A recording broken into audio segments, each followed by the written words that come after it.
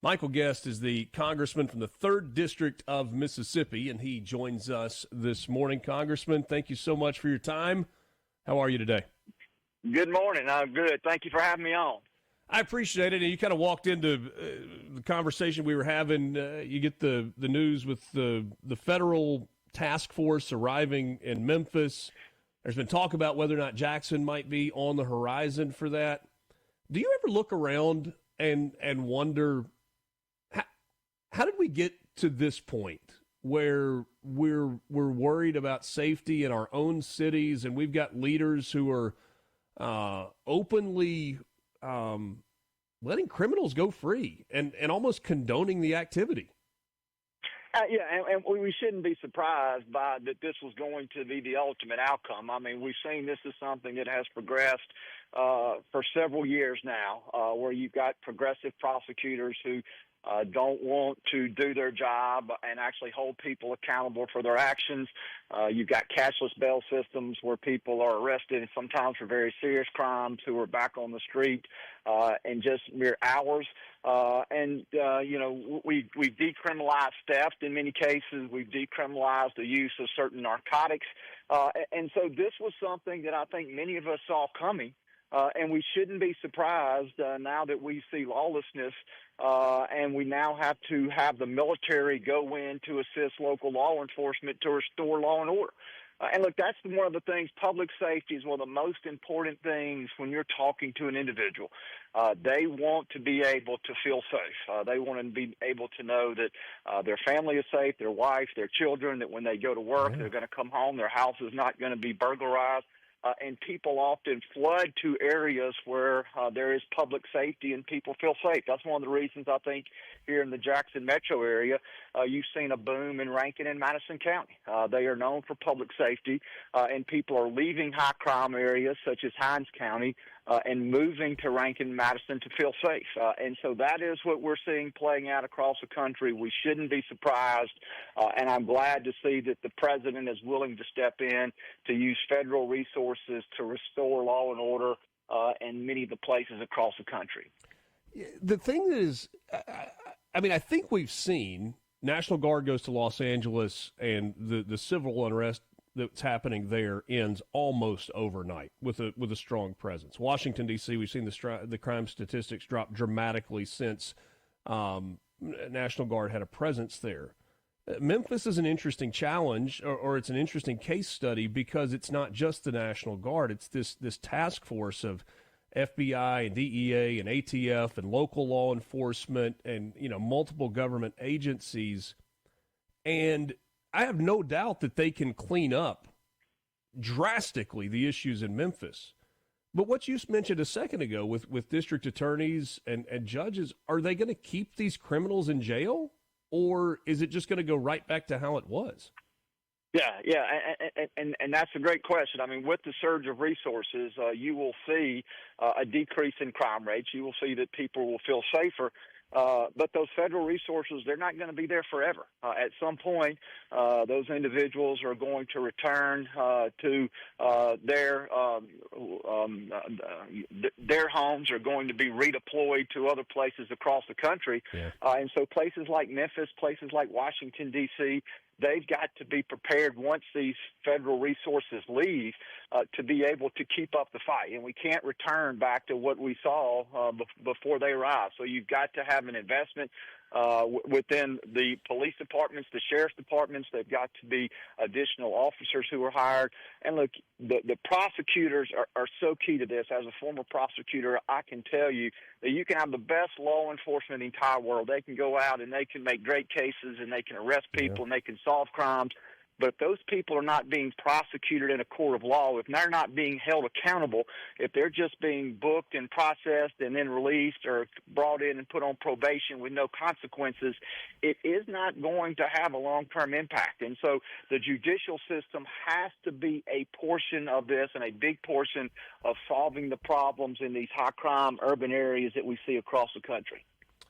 Michael Guest is my guest, U.S. Congressman representing Mississippi's 3rd District. We visited with your brother-in-law yesterday, Mike Ezel, your colleague from just down the road. And he was not under the impression that this this government shutdown was going to last all that long. No, he was not on the record as saying, it's going to be over in 3 days. But he said, hearing from Republican leadership, House leadership, it doesn't feel like this is going to be an extended shutdown. Do you agree with that, or do you have a different opinion? I tell you that there is a pathway. There's a pathway to very quickly in the shutdown, and that would be that Democrats come to the table. They do what they did over a dozen times during the Biden-Harris administration, that they support a clean short-term CR, and they reopen the government. That's ultimately going to be for Chuck Schumer to decide there in the Senate as to how long he wants to play these political games. And look, Richard, I view this as a politically driven shutdown. This is not an issue-driven shutdown. Democrats have tried to claim that this is about health care, but this is about the fact that Chuck Schumer is very fearful of a primary challenge from Alexandria Ocasio-Cortez, that the far left is pushing him day and night to stand up to the Trump administration. And so I believe that the shutdown will probably go well into next week. If I were to put an over-under number on it, I would say about 10 days. I think as we get maybe to the end of next week, we will see enough pressure has ratcheted up on the Democrats that they will relent and that they will reopen the government.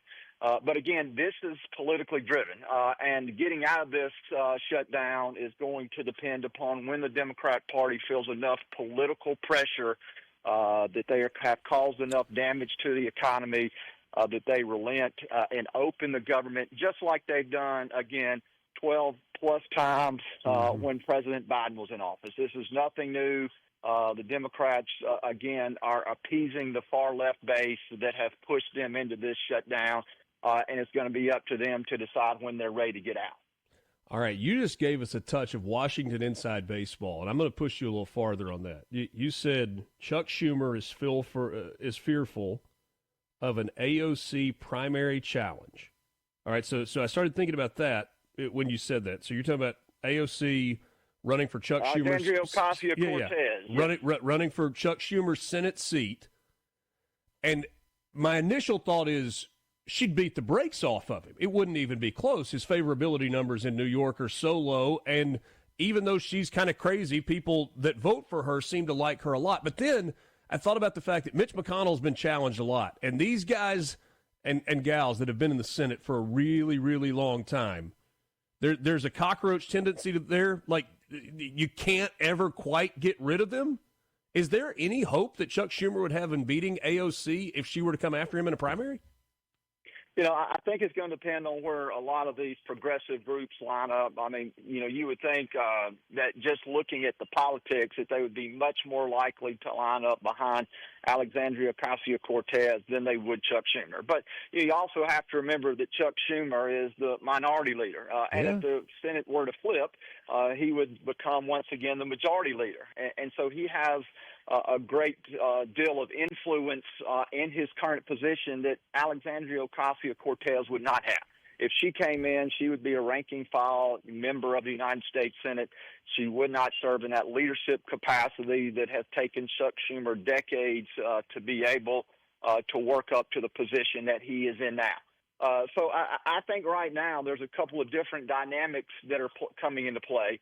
But I think if Chuck Schumer loses those progressive organizations, if they don't see him as willing to stand up to President Trump, willing to fight, willing to do their bidding, then I think he sees that race very quickly turns in favor of Alexandria Ocasio-Cortez and that his chances of winning drop dramatically. Wow.